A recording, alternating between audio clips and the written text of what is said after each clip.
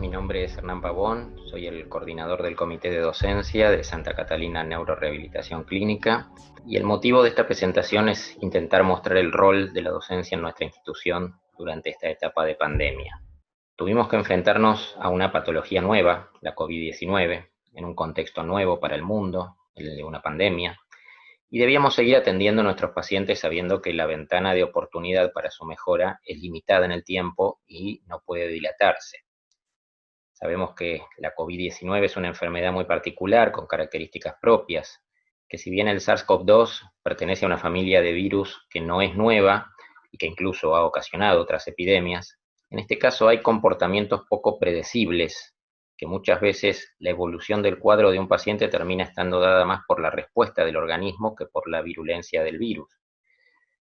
Y podemos hacer acá un paralelismo, ya que la evolución de lo que podría pasar o podría haber pasado en nuestras clínicas iba a resultar no solo de la potencialidad letal del virus, sino de nuestra capacidad de respuesta hacia él, de cómo nos organizábamos, de cómo nos capacitábamos, de cómo nos preparábamos para hacer frente a una nueva situación. Así que eh, vamos a tratar de mostrar acá cuál fue nuestra actividad desde el punto de vista docente en Santa Catalina para enfrentar esta nueva situación. La actividad docente habitual en Clínica Santa Catalina está compuesta por clases, habitualmente de contenidos relacionados con la neurorehabilitación o sobre patologías específicas que presentan nuestros pacientes.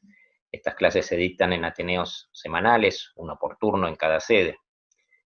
Otra actividad que es expresión también académica y que organiza el comité son las tradicionales jornadas de los sábados, ¿sí? Habitualmente una o dos por mes, sábado a la mañana, donde planteamos actualizaciones o distintos temas de neurorehabilitación en las distintas áreas de trabajo en la clínica. A esto se suma también nuestra jornada NID, la jornada de neurorehabilitación, inclusión y discapacidad, que ya este año cumple su 8ª edición consecutiva.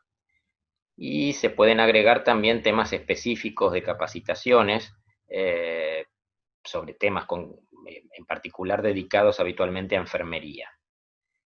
El desafío entonces nuestro fue transformar la docencia en una herramienta para la preparación adecuada del personal de la institución ante la llegada de la pandemia. La tríada didáctica es un modelo pedagógico que está integrado por el alumno, el docente y el contenido a ser enseñado. Teniendo en cuenta este modelo, y si lo analizamos en función de lo que hicimos, surgen algunos aspectos interesantes de ser destacados. Por un lado, en este caso, el alumno era prácticamente todo nuestro personal, tanto médico como no médico, como áreas asistenciales, áreas no profesionales, administrativos.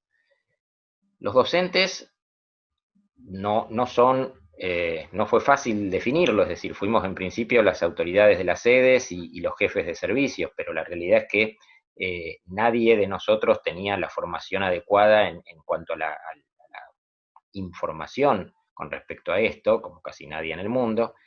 Y por un lado, y en relación a esta situación de quiénes eran los docentes, los contenidos a ser enseñados también fueron muy novedosos, y no solo fueron novedosos, sino que además fueron teniendo modificaciones, fueron variando a lo largo de estos meses.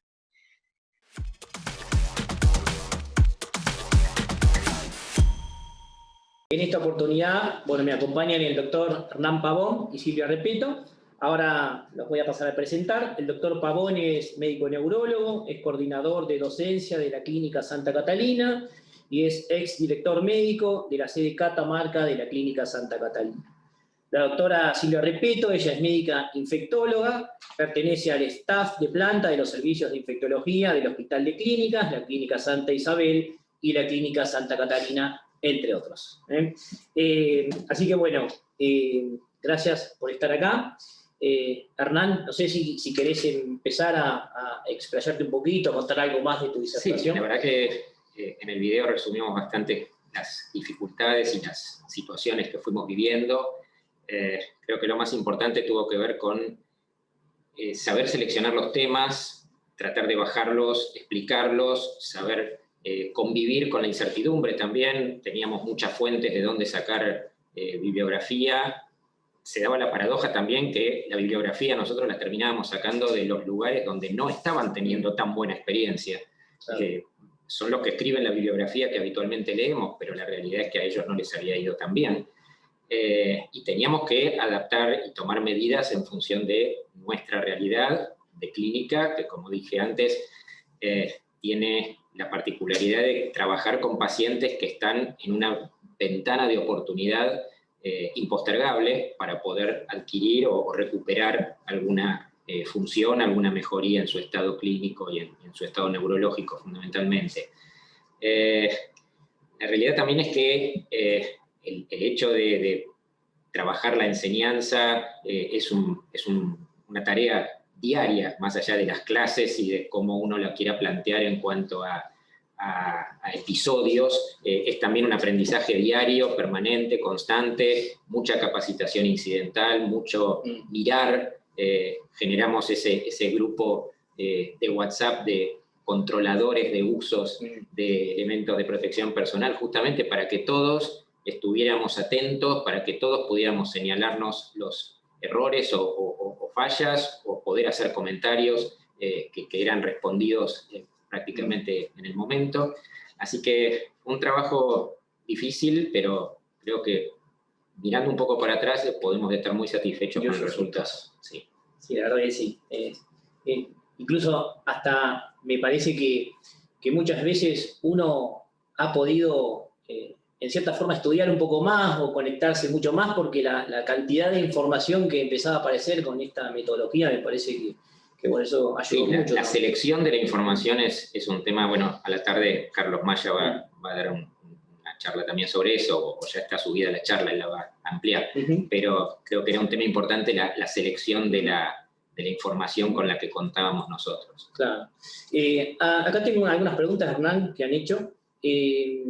¿A qué atribuye que la información respecto al SARS-CoV-2 fue tan contradictoria? Bueno, un poco lo cuento también en el video, o sea, creo que fuimos testigos de la evolución normal de la ciencia, la diferencia es que estuvo comprimida, de hecho, estamos pasando a un poco más de un año de iniciada la enfermedad, ya contamos con más de una vacuna, es decir, la evolución normal de una enfermedad y el conocimiento de una enfermedad tiene idas y vueltas, la diferencia es que ahora esas idas y vueltas las fuimos atestiguando todos nosotros, claro. y no es una cuestión rara de la medicina esto de que puedan desdecirse de algunos conceptos, pero me parece que tiene que ver con eso, con la velocidad con que todo ocurrió. Claro. Si uno mira la historia de la medicina, cuando uno estudia medicina, estudia con libros y los mide en cuanto a qué años son, y acá la información la teníamos que mirar de qué mes era. Claro. Entonces, esa creo que fue un poco la relación. Ok. Acá me preguntan también, dice, teniendo en cuenta la experiencia adquirida este año tan particular en cuanto a la formación académica y todos los cambios que se han generado, si lo ve como una manera académica que ha llegado justamente para quedar, para instalarse, ¿no? En relación a cómo venía siendo toda la formación convencional, de cierta forma. Lo virtual. Claro, lo virtual. Yo creo que lo virtual se ha impuesto. Lo que pasa que cuando empezó la pandemia, todos vimos en lo virtual una beta para poder seguir capacitando. Le vimos de entrada todas las ventajas del método. Nosotros en nuestras jornadas de los sábados teníamos gente de otros países, tuvimos gente de Chile, de Uruguay, de otras provincias. La verdad que nos entusiasmó mucho y nos puso muy contentos, y esa creo que claramente es una ventaja de la virtualidad. Permite otros recursos didácticos también. Creo que esa parte seguramente va a quedar, es decir, va a haber más virtualidad de acá en adelante que la que había antes de la pandemia. Creo que actualmente ya hay una sobreoferta, claro. y muchos de nosotros recibimos invitaciones diariamente para más de una conferencia o de una capacitación, y eso puede terminar también por cansar. Hay que tener en cuenta que el formato de la virtualidad no puede ser igual al de una clase presencial. La gente no presta tanto tiempo atención estando sentada frente a una computadora como lo puede hacer a lo mejor en un aula. La interacción docente-alumno no es la misma, claramente. Uno necesita ver la cara del alumno cuando da una clase, y creo que favorece eso también, que puedan evacuarse preguntas, evacuarse dudas. Creo que es un método que en síntesis va a tener mayor importancia que el que tenía antes, pero no creo que reemplace a la presencialidad.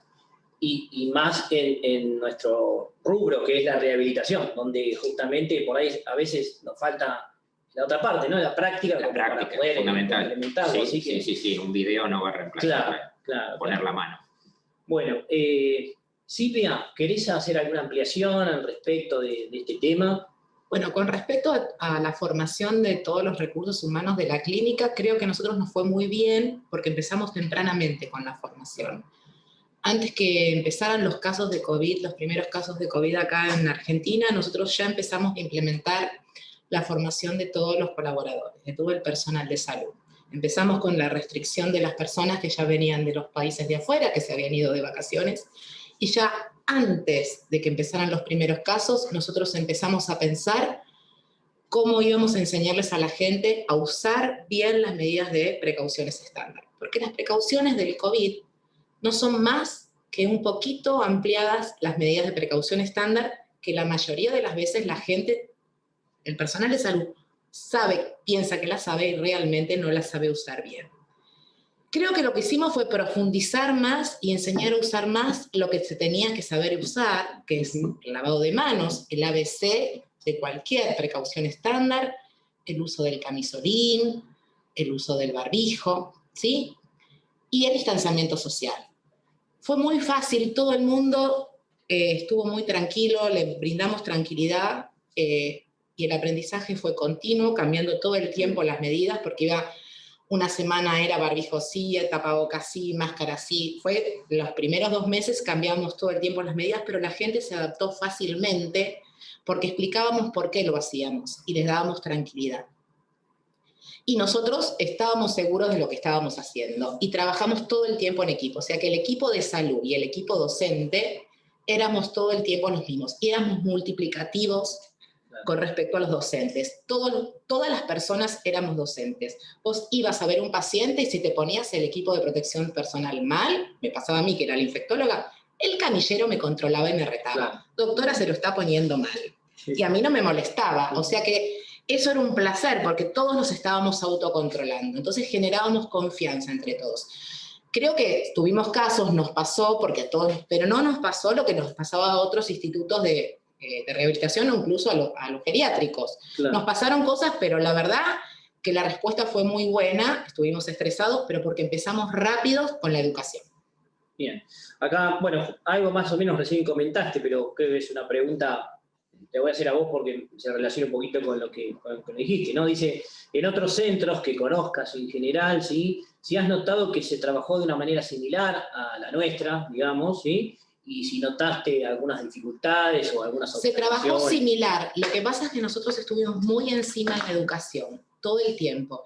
Y la gente, como Santa Catalina es muy unida, enseguida acató o tomó bien las medidas. Entonces, todo el mundo trabajó en grupo, desde el camillero hasta el asistente.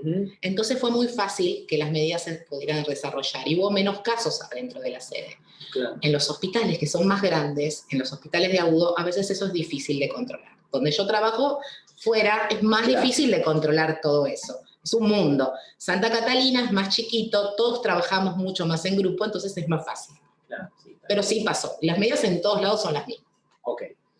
Bueno, no sé si quieren aportar algo más a la disertación, así que bueno, les agradezco por estar acá un sábado a la mañana, así que mil gracias y seguramente nos vamos a ver para las próximas jornadas. Gracias a ustedes. Bueno, vamos a continuar con la siguiente disertación, ¿sí? Los invito, chicos, a poner el videíto, ¿sí? Para luego hacer pasar a los siguientes expositores, ¿sí? Adelante. Mi nombre es Sofía López Madurán, terapista ocupacional de la sede de México de la Clínica Santa Catalina. Voy a hablar sobre accesibilidad e intervenciones para la independencia en el hogar. Sabemos que luego de una lesión neurológica, las características físicas y cognitivas de la persona se ven afectadas, lo que impacta en su desempeño ocupacional y en la forma en que se relaciona con su entorno. Es por ello que parte de nuestro trabajo como terapistas ocupacionales es realizar una valoración del hogar para poder recomendar productos de apoyo o modificaciones ambientales y así la persona se pueda manejar con autonomía con su nueva condición de salud. Para que una persona tenga autonomía, sabemos que el entorno debe cumplir con 3 características: la accesibilidad, la confiabilidad y la seguridad. Al hablar de accesibilidad, tenemos que tener en claro algunos conceptos que son importantes de aclarar y definir para tener una mayor comprensión del tema.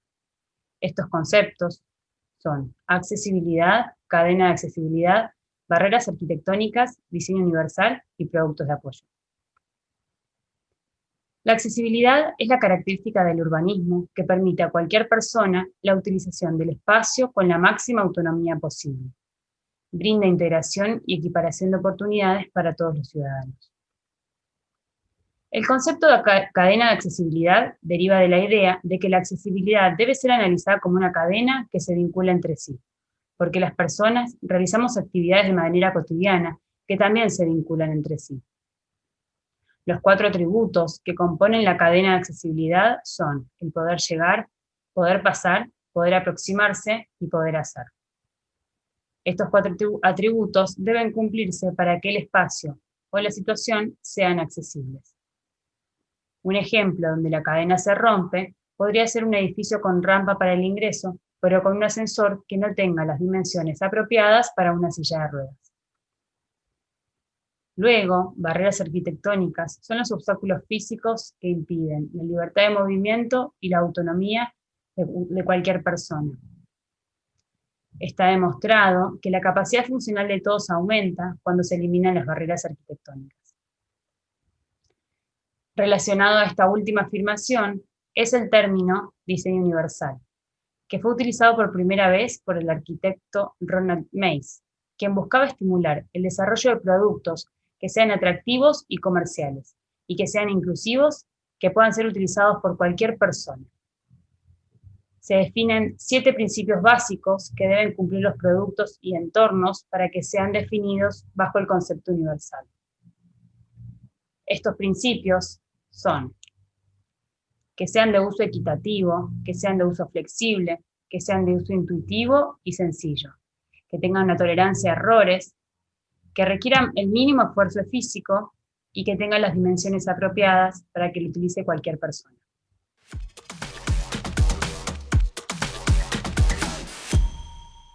Aquí me acompañan Sofía, Paula, ¿sí? Las voy a presentar.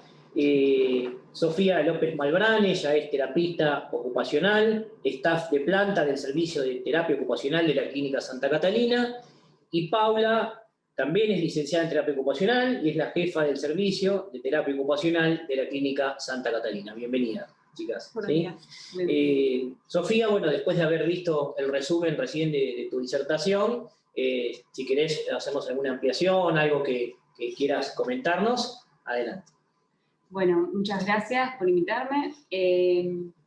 Más que nada, un poco el objetivo de la charla, más allá de contar las cosas más técnicas y la manera en que nosotros trabajamos, para que las personas puedan volver a su casa y manejarse de manera independiente. Un poco la idea era también contar cómo tratamos de acompañar a la persona en ese proceso de la vuelta a la casa, que por lo general a algunos pacientes les puede agarrar un poco de ansiedad o mismo miedo al paciente o al familiar, pero bueno, tratamos de ir acompañándolo en todo ese proceso. Claro, ok.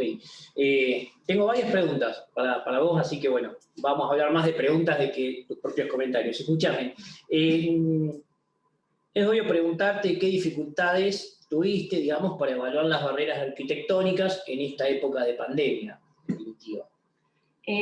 Bueno, quizás lo más complejo es un poco el tema de comunicación con la familia. Al no tener a los familiares presentes en la clínica, nos comunicamos de manera virtual o por teléfono, por mail, videollamada, pero bueno, la comunicación es diferente y cuando nos surgen algunas dudas es como que todo como más trabado sería. Eso por un lado, y por otro lado también el hecho de que los pacientes no puedan ir a la casa a realizar las salidas terapéuticas que hacían previo a la pandemia, en donde ellos se encontraban en su casa, por más que iban un rato o a pasar el día y demás, se encontraban en su casa, en su lugar, y ahí de a poco iban viendo las dificultades y si esas estrategias o ayudas técnicas que nosotros les recomendábamos les servían o no.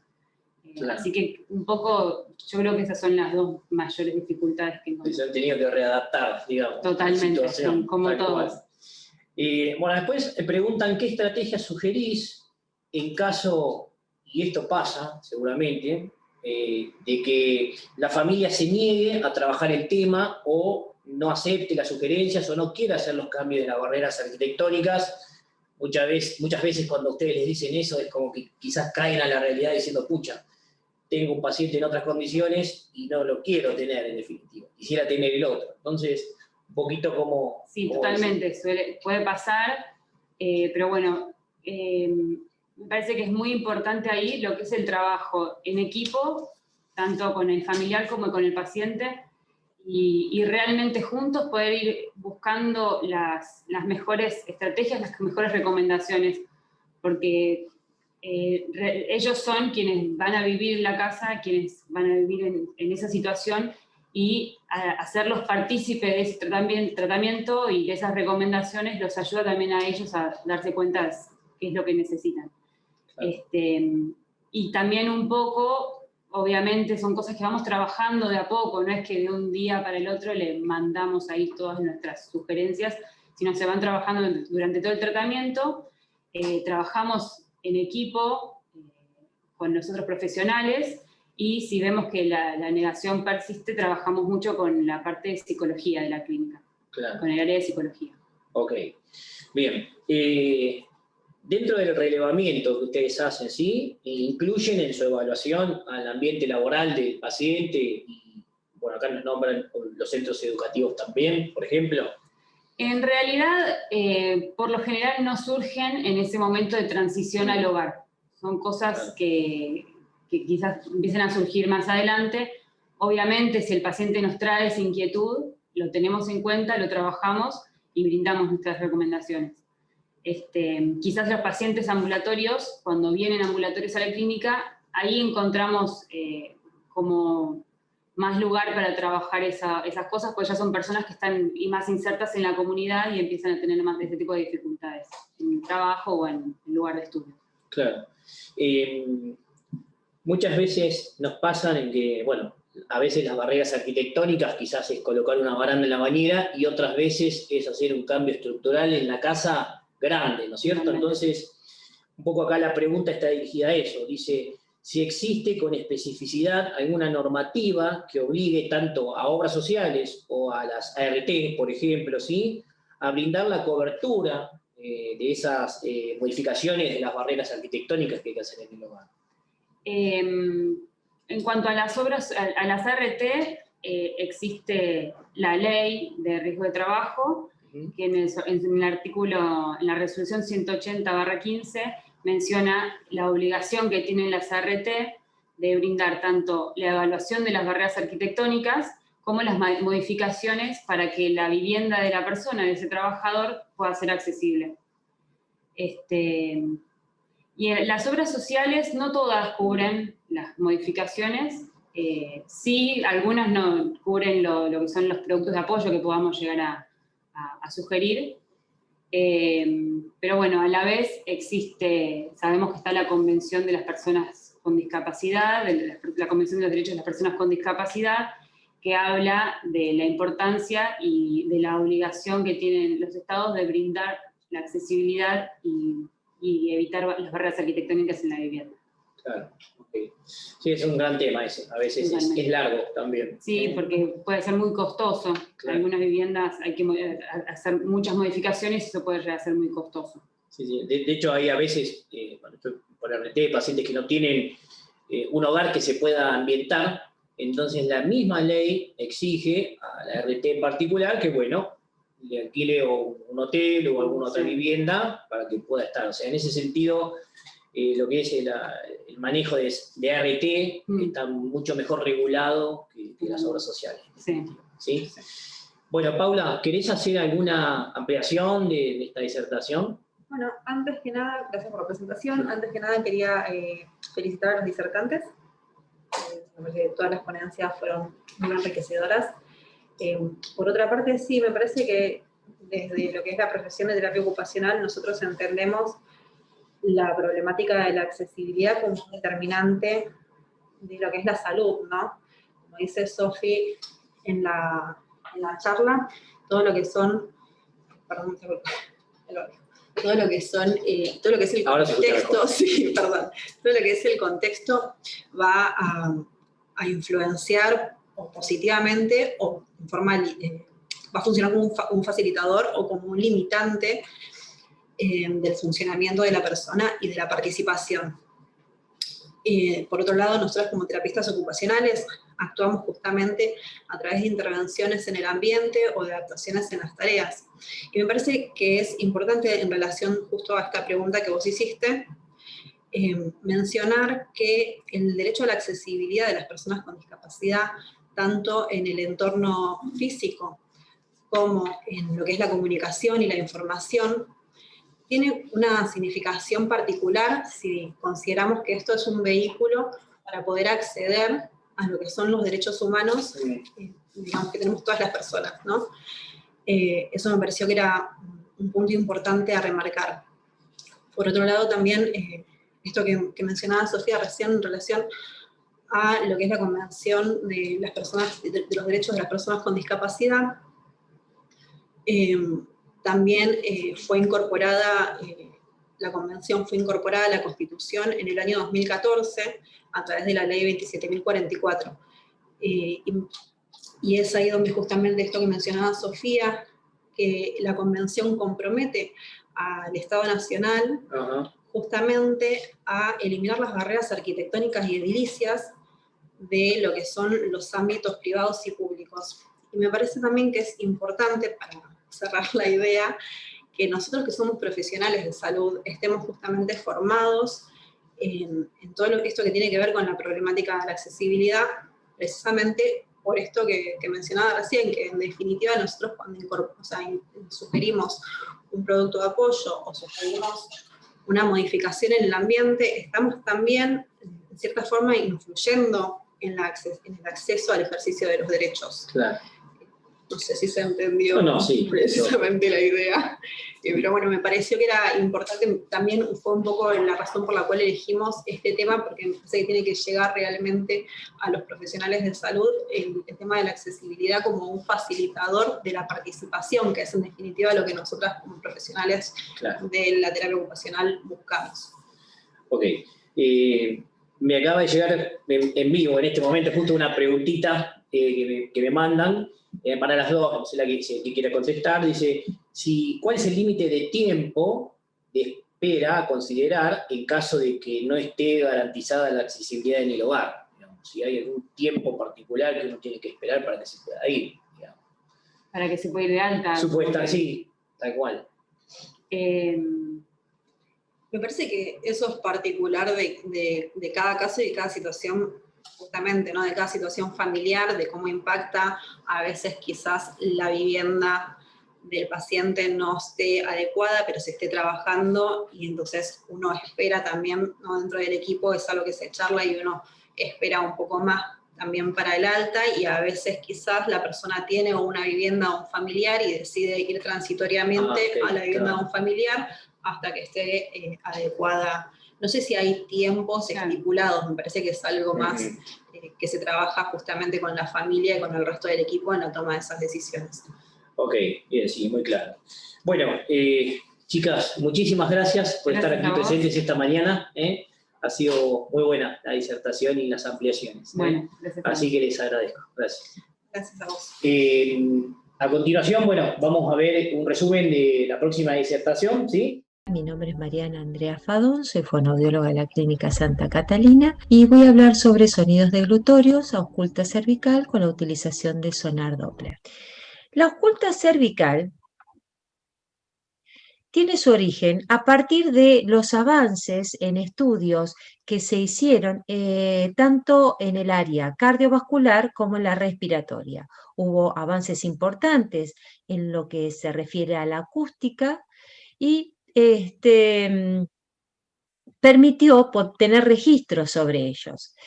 El desarrollo de la ausculta cervical empieza a fines de los 80 y se desarrolla mucho más a mediados de los 90. Esta se puede llevar a cabo en forma directa o en forma digital. En forma directa es con el estetoscopio convencional. El medio de recepción es a partir de la percepción auditiva, requiere buen entrenamiento auditivo y es de menor confiabilidad. En cuanto a la forma digital, puede ser en estetoscopio electrónico, micrófono o Doppler. El medio de captación es a través de la percepción auditiva y visual. ¿Por qué visual? Porque permite captar esas ondas sonoras en gráficos con características acústicas. Esto, al ser registrado, nos da una mayor confiabilidad. Bien, ahora vamos a explicar un poquito cómo es la onda sonora de la deglución registrada por el sonar Doppler. Tenemos una intensidad inicial y una frecuencia inicial que comienza con el inicio de la deglución. Una frecuencia de primer pico que estaría dado por el ascenso laringio, una frecuencia de segundo pico que estaría dado por la apertura del crico faringio, para luego terminar en una intensidad final que va a ir decreciendo y que se va a caracterizar con la apertura de la glotis. El intervalo entre la intensidad inicial y la intensidad final va a ser el tiempo que se va a calcular.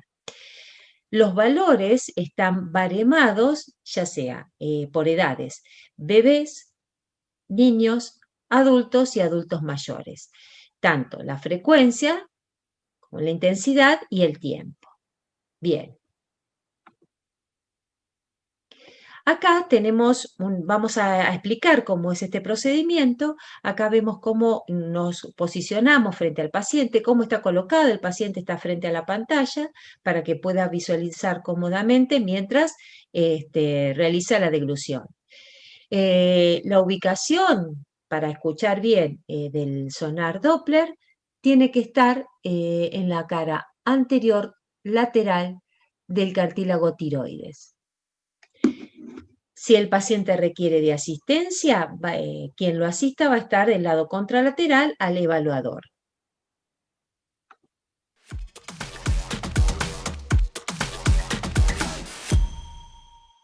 Llegó el turno de las fonoaudiólogas, ¿sí? Bueno, aquí me acompañan Mariana Fadón, ella es fonoaudióloga, es staff de planta del servicio de fonoaudiología de la Clínica Santa Catalina y del Hospital Militar Cosme Argerich. Es posgrado en alteraciones deglutorias, disfagia y análisis acústico de los sonidos de la deglución. También nos acompaña Vanina García, fonoaudióloga, ¿sí? Es jefa del servicio de fonoaudiología de la Clínica Santa Catalina y directora del Departamento de Fonoaudiología Adultos de INECO. Bienvenidos. Gracias. Bueno, después de haber visto el resumen, el videíto, ¿sí? Ya han ampliado durante la semana y todos lo han podido ver. Pero bueno, Mariana, si nos querés hacer algún aporte en el día de hoy, adelante. Bueno, no, lo que yo quería contar un poco es la ventaja de este estudio, que como no es inocuo, digamos, y es de alta portabilidad, nos permite hacer un seguimiento, no solo una evaluación del paciente en esta, como te decía en el video, de la etapa faríngea. Y nos resulta sumamente práctico porque podemos ir viendo si la efectividad de nuestro trabajo diario de rehabilitación de la disfagia del paciente es efectivo o no. Porque también tiene como ventaja el que sea cuantificable y que se pueda visualizar. O sea, es ayuda para el terapeuta, para ver la efectividad, y también para el paciente, en el que esto que se está haciendo es realmente bueno para él, ¿no? Cuando nosotros decimos, trague con fuerza, ¿qué es fuerza? Es algo que, si le decimos así, es variable. En cambio, cuando lo vemos en una gráfica cuantificado, tanto el terapeuta como el paciente, bueno, ahí se está dando cuenta cuánta fuerza está haciendo, si está haciendo bien, ¿sí? y si eso lo puede repetir, porque uno lo va haciendo en la secuencia lo que necesita. Es más, puede ver si esto es efectivo y va mejorando, o si es efectivo pero va disminuyendo, como ha pasado en casos de Guillain-Barré, por ejemplo. Y eso, bueno, nos permite a nosotros decir, bueno, puede comer, bueno, esta cantidad o no. El tiempo más o menos estimado que dura desde vos arrancás, ¿cuánto es el estudio en general? ¿Cuánto? No, son segundos, porque vos vas viendo si de acuerdo si empezás y tenés dudas o querés empezar como estimulación en un paciente con un estado de conciencia adecuado, pero que tiene alta fatigabilidad, por ejemplo, decís, bueno, vamos a empezar con 3 cucharaditas, con una mínima cantidad, 5 mililitros, ponele. Pero bueno, después si ves que las condiciones van mejorando, bueno, vas aumentando y lo vas adecuando también a lo real, que puede ser desde el sorbo del vaso sorbo de agua del borde del vaso, o bueno, que él agarre la cantidad que le parece y vas viendo, porque bueno, eso también te va a dar, te va a acercar más a la pauta normal del paciente. Claro, lo vas manejando. Lo vas manejando, pero nunca dura más de 5 segundos. 5 segundos, sí, más o menos. Ok. Bien, tengo unas preguntitas acá para hacerte. ¿Cómo reaccionan los pacientes al ser evaluados con el sonar Doppler y de qué manera influye en su rehabilitación? Una amplia la pregunta. Sí, bueno, mira, a nosotros, como había dicho en el inicio de la presentación, fue un año de trabajo en equipo con las otras sedes. Y la verdad que nos permitió ver que, la ventaja del feedback, desde el punto de vista de que están viendo lo que están haciendo y te da cierta seguridad para el paciente y para nosotros, sobre todo en pacientes añosos. Entonces, le das seguridad al paciente y nos da mucha seguridad a nosotros. O decimos, bueno, lo que nos parece que va bien de verdad, porque esto también te permite ver que si el paciente se aspira, hay un registro de eso. Y en una etapa faríngea que es justamente la que de riesgo de aspiración y que vaya a la vía aérea. Okay. Pero sí ha sido muy positivo. Teniendo en cuenta que casi la mitad por ahí de los pacientes de la clínica tienen traqueostomía. O sea, ¿se puede utilizar igual por más que el paciente tenga traqueostomía? Sí, se puede utilizar. Lo que pasa es que lo vas adecuando. Es que en realidad, tengo en otra traqueostomía hay un tema anatómico que es de cuello, ¿no?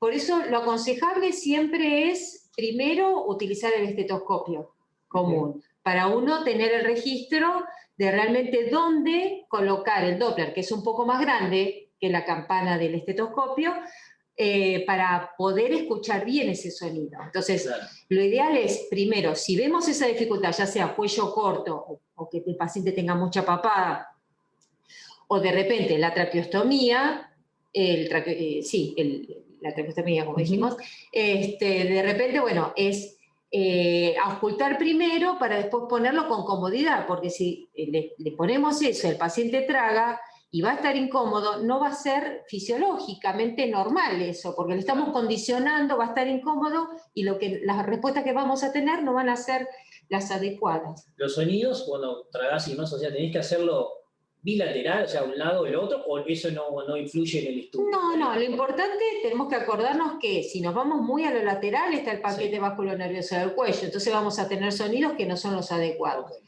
Siempre tiene que estar lo más cercano a la cara, digamos, al vértice del cartílago tiroides, ¿sí? Pero de ahí en más vamos viendo dónde es lo mejor. Por eso lo ideal a veces es empezar pidiéndole al paciente que trague saliva. Al tragar saliva nosotros escuchamos y registramos, bueno, seguimos con la consistencia que queremos evaluar. Ok, bien, una más que debe estar acá registrada, dice, para la utilización de este innovador recurso para el estudio de la fase faríngea de la deglución, ¿es necesario las etapas previas, o sea, preoral y oral, estén presentes y sin alteraciones? Sí, eso es importante. Pero a veces te puede pasar, como un caso que tenemos actualmente, de un paciente que tiene, por un accidente con arma de fuego, una reconstrucción importante, en donde obviamente está alterada la primera etapa de la deglución. el paciente logra compensar y aparte uno le da pautas de compensación, pero a mí lo que me preocupaba era, bueno, con esa pobreza que tenía, ¿iba a ser efectivo? ¿Se iba a aspirar? ¿Tenía chances? Y por suerte vimos que no. O sea que también uno va explorando a partir de lo que ve y evalúa, y siempre, ante la duda, con la menor cantidad posible de alimento o de líquidos que puedas, y después vas probando. Pero eso te da seguridad, entonces decís, bueno, seguimos viendo cómo fortalecer esa etapa, cómo mejorar o compensar, pero sabemos que el paciente va a poder empezar con una alimentación oral, y después se va a ir progresando, ¿no? Interesante, ¿no? Sí, lindo, la verdad que lindo. Bueno, Vanina, ¿querés hacernos alguna ampliación del tema al respecto? Sí, yo les quería contar que fue como muy positivo, ¿cómo no? Fue muy positivo la implementación de esta metodología de trabajo en el servicio. Si bien empezó la sede de Venezuela, la idea fue que pudiéramos ir propagándola en las distintas sedes, lo que generó una muy buena interacción entre todos los profesionales del servicio. La profesional a cargo del paciente que necesitaba esta metodología de evaluación nos contactaba, y Mariana acompañaba ese momento de trabajo con el paciente con este método de evaluación acústica, y como era portable y es inocuo para el paciente lo recibía de muy buen modo, el paciente se sentía muy contenido por la fonoaudióloga, y además in situ se podía ver cómo cualquier maniobra que nosotros eligiéramos compensatoria para trabajar con el paciente se veía reflejada de una manera objetiva en ese dispositivo, que era visualmente visible para el paciente, y además acústicamente, porque tenías la posibilidad de ver las dos devoluciones o los dos feedback frente al paciente. Entonces el paciente se sentía muchísimo más seguro respecto de las indicaciones que la fonoaudióloga le iba dando, y además uno podía progresar en el plan de alimentación de una manera mucho más firme y objetiva. Y por otro lado quería mencionar, no sé si puedo, como en estos bloques se estuvo hablando mucho del tema COVID, no queríamos dejar de mencionar cuál fue nuestra experiencia con los pacientes post-COVID en la clínica, con la implementación de este método. O sea, recordemos que por todas las limitaciones que tuvimos con las externaciones de los pacientes para realizar estudios más convencionales y objetivos y más gold standard como una biodilución, por la falta de turnos y porque había todo un protocolo de externación del paciente, etcétera, etcétera, usamos mucho este método para poder avanzar con nuestros propios pacientes. Recordemos que estos pacientes post-COVID tienen una afectación en lo que es la etapa faringea, ya que los pacientes tienen temor al tragar y además tienen un trago fraccionado. Además, recordemos que estos pacientes en la etapa aguda han estado mucho tiempo internados en una terapia intensiva y están cansados de esta internación. Quieren volver prontamente a su casa, y necesitábamos un método relativamente objetivo como para poder implementar distintas metodologías de trabajo y que sean seguras para el paciente.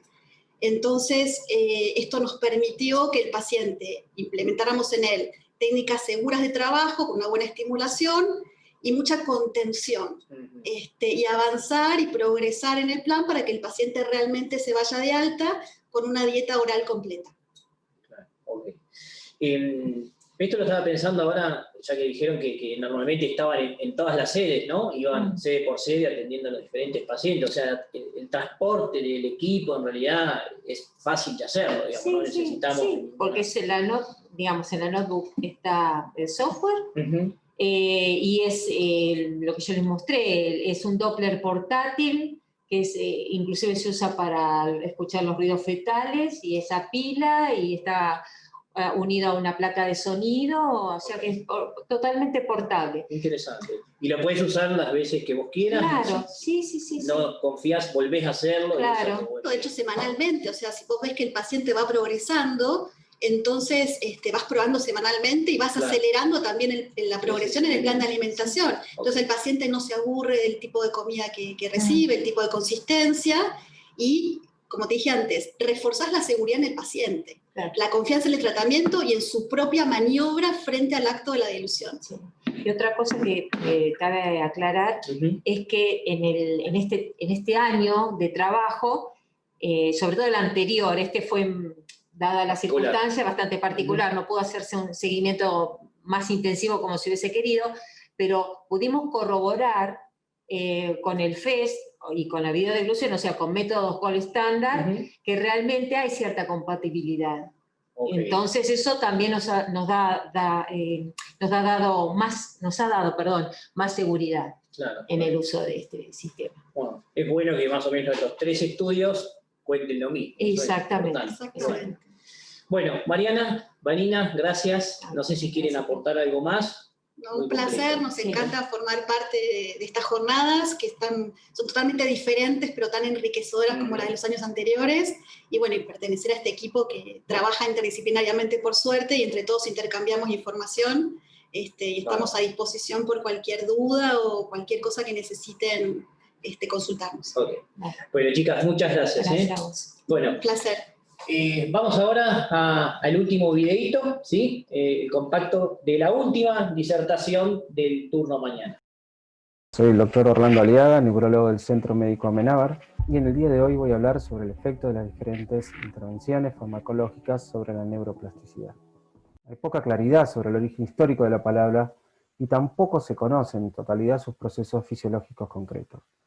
Y no existe una terminología unificada. Sin embargo, se podría definir a la neuroplasticidad como la capacidad biológica inherente y dinámica que tiene el sistema nervioso para modificar procesos básicos de su estructura y función, como mecanismo de adaptación a variaciones del entorno, tanto fisiológicas como patológicas.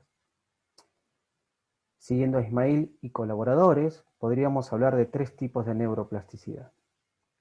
La del desarrollo, en la que se generan estructuras del cerebro durante la vida embrionaria; la adaptativa, que es la dependiente de la experiencia y es básica para las funciones como el aprendizaje y la memoria; y la reactiva, en la cual se intenta compensar la pérdida de la función tras las diferentes lesiones. Después de una lesión cerebral adquirida, los fenómenos biológicos de plasticidad se activan, provocando cambios en las diferentes estructuras cerebrales. Desde el punto de vista estructural, engloban desde cambios moleculares hasta extensas modificaciones de las redes neurales. Los mecanismos más relevantes de plasticidad son la sinaptogénesis reactiva, que consiste en el crecimiento de terminaciones dendríticas guiadas por proteínas, como la laminina o la integrina, entre otras, logrando nuevas interconexiones sinápticas.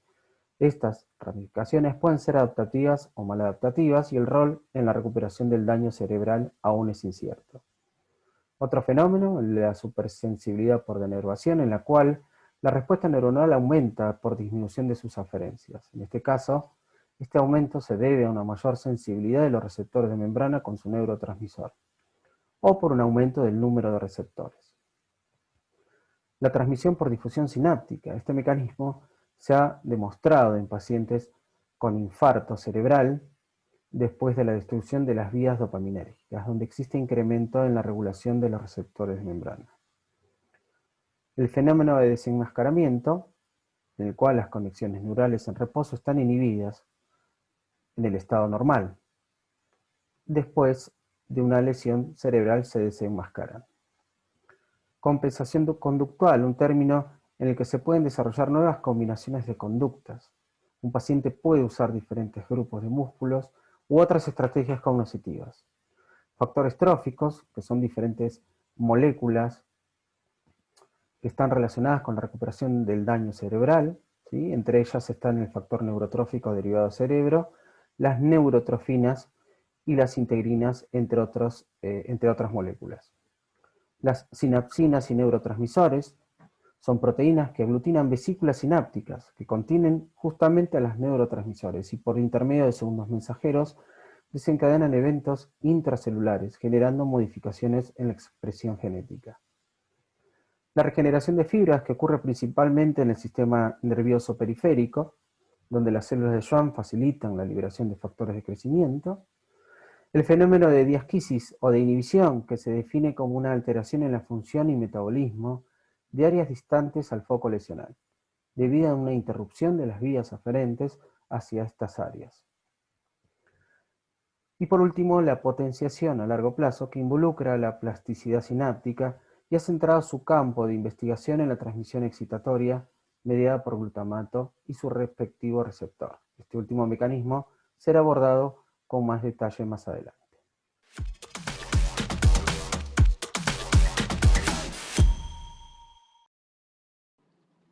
Bueno, muy bien, llegamos a la última disertación del turno mañana. Estoy acá con Orlando Aliaga y, bueno, Hernán Pavón, ya te vimos, pero bueno, los voy a presentar de manera formal otra vez. El doctor Orlando Aliaga, él es médico neurólogo, es staff de planta del Servicio de Neurología de la Clínica Santa Catalina, sede Amenábar, y es jefe de sección de Neurofisiología del Hospital Moyano, ¿sí? El doctor Pavón, como dije antes, él es médico neurólogo, coordinador de docencia de la Clínica Santa Catalina y exdirector médico de la sede Catamarca de la Clínica Santa Catalina también, ¿sí? Bueno, habiendo escuchado el resumen, Orlando, de la disertación tuya, te pido si querés hacer alguna exposición o ampliación al respecto de tu charla. Sí, básicamente, en principio agradecer por la invitación a la jornada. Bueno, y en esta oportunidad me tocó hablar de neuroplasticidad, un tema extenso, complejo, contradictorio, porque siempre está en constante revisión, se descubren cada vez nuevas drogas. Y bueno, la idea de la charla justamente es explicar los mecanismos básicos para entender justamente los mecanismos de neuroplasticidad. El uso de diferentes drogas sumado al uso de los diferentes programas de rehabilitación sientan las bases para el crecimiento de redes neurales justamente para los procesos, en este caso cognitivos o de recuperación funcional. Básicamente el uso de las diferentes drogas, tanto en animales como en los seres humanos, tiene como base fundamental el uso de la estimulación cerebral no invasiva, ¿sí? En este caso, principalmente la estimulación magnética transcraneana, ¿sí? Y con eso se van descubriendo, obviamente, nuevas drogas, por lo cual no hay un consenso definido para el uso ni nada estandarizado, como vamos a ver después, seguramente con alguna pregunta. Bueno, sí tengo algunas preguntas, Orlando, justamente te quería hacer. Bueno, la primera por ahí incluye varias preguntas, pero bueno, ¿hay alguna recomendación respecto a la prescripción de este tipo de drogas favorecedoras de la neuroplasticidad que vos tengas en cuenta?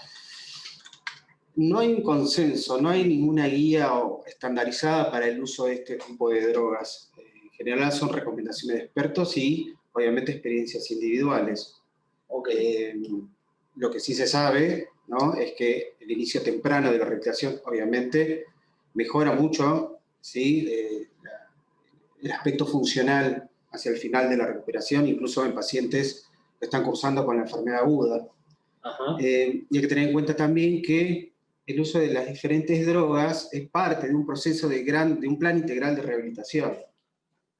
Digamos, es decir, el uso de los diferentes protocolos tiene que ser individual y particular para cada paciente.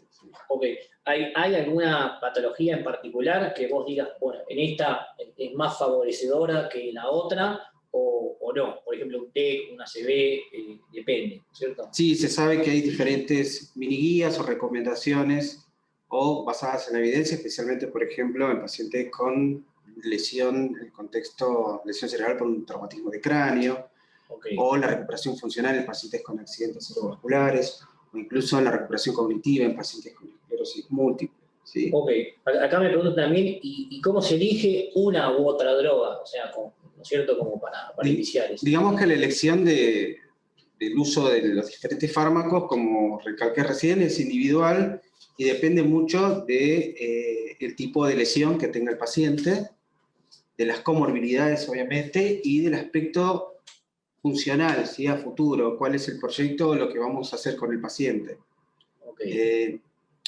Un ejemplo, un paciente con una epilepsia secundaria o un accidente cerebrovascular, un paciente joven, en el cual debería usarse una droga antiepiléptica. La idea es usar una droga antiepiléptica que no tenga un mecanismo de acción nocivo para la neuroplasticidad. En este caso, por ejemplo, las drogas que están clasificadas como inhibidores de los canales de sodio.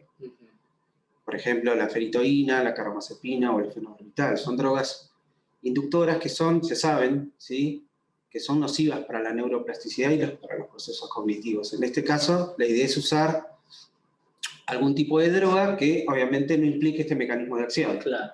Drogas de tercera generación o las más nuevas, drogas antiepilépticas como el levetiracetam o la cosamida o la nueva ahora el vibraracetam también, que son muy buenas. Orlando, y estas drogas, al revés, justamente, que inhiben esa neuroplasticidad, digamos. Cuando vos tenés en cuenta las dosis, o sea, el hecho de usar esas drogas, dosis medianamente bajas, ¿también en parte ya estarías anulando ese proceso de neuroplasticidad o no tiene que ver la dosis en sí? Y es muy difícil saber. Lo que sí, hay algunas drogas en las cuales se han experimentado con las dosis, en este caso la levodopa, por ejemplo, dosis bajas y dosis altas son contraproducentes para la neuroplasticidad, pero dosis moderadas pueden ayudar en este sentido. Con respecto a las drogas antiepilépticas, básicamente el uso con respecto al mecanismo de acción es el que más va a influir más que la dosis en sí misma. Okay.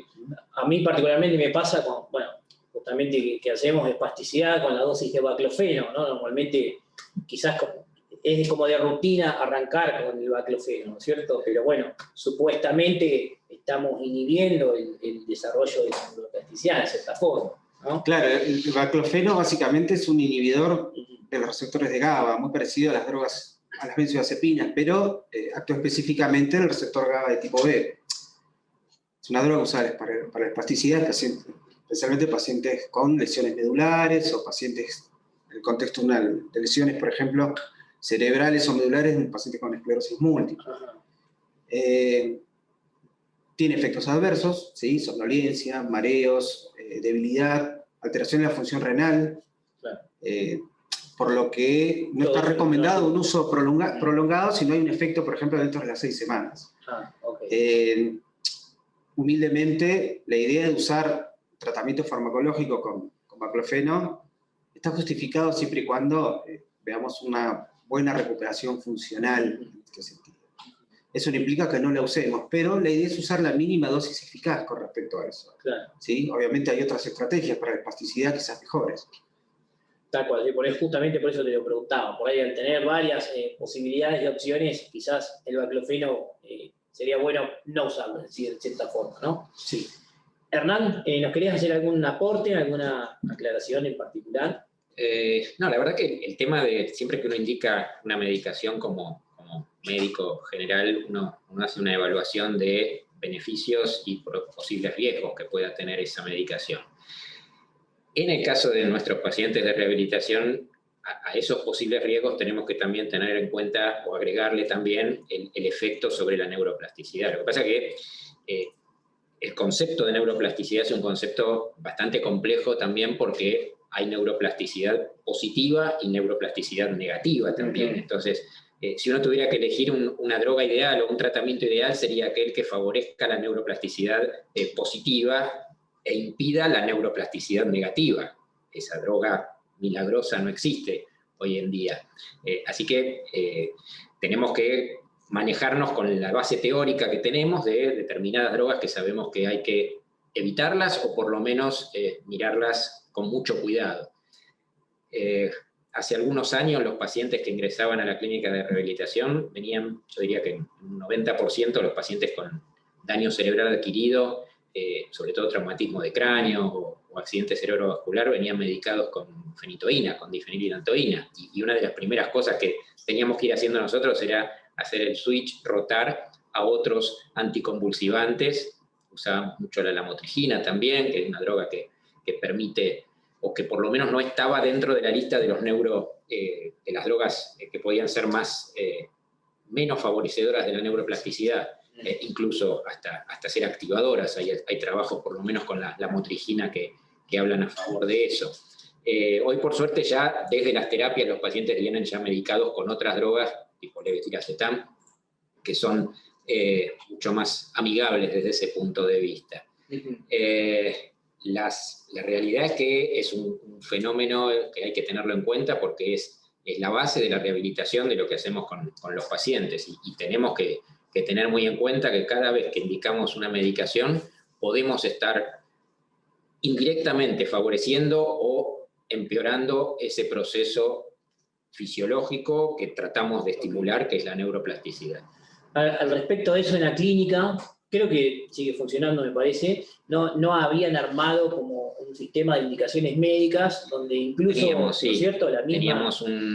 tenemos en realidad un sistema que nos alerta sobre las drogas que indicamos que tienen un potencial efecto negativo sobre la neuroplasticidad. Sí, okay. Es como una ayuda para el médico que está por indicar también. ¿Está solo el negativo o el positivo también? No, solo el negativo. Tenemos es el alerta que avisa que, bueno, hay que usarla, pero sepamos que para algo podría no estar haciendo bien. Si podemos elegir otra droga que tenga el mismo efecto beneficioso sin ese efecto negativo, sería mejor. Ok. Sí, creo que es bueno este tema porque muchas veces los pacientes o están muy arriba o muy abajo y no nos sirve, hay que medicarlo, modificar la medicación, y muchas veces los llamamos a ustedes, al psiquiatra también, incluso como para ver si pueden ir jugando con el punto óptimo para que el paciente esté óptimo para poder rehabilitar. Sí, es que es difícil trasladar la farmacología teórica a la práctica, porque muchas veces, eso pasa con muchas drogas, que sabemos que hay que sopesar mucho y terminamos decidiendo igual usar determinada droga sabiendo que es negativa, una benzodiazepina, por ejemplo, que no tiene un efecto favorable sobre la neuroplasticidad, pero muchas veces lo conductual impone un tratamiento farmacológico. Claro. Esto lo relaciono con lo que hablaba en la otra charla con respecto a la evolución del conocimiento médico, que me preguntabas. Yo te decía que en este año, con respecto a COVID, fuimos y vinimos varias veces. Sí. Un estudio bastante reconocido con respecto a efectos de drogas sobre la neuroplasticidad fue el estudio Flame del 2011 con la fluoxetina. Según ese estudio, que fue hecho en 100 pacientes en cada brazo, se había demostrado que los pacientes que recibían fluoxetina tenían una mejor evolución motora después de un ACV isquémico.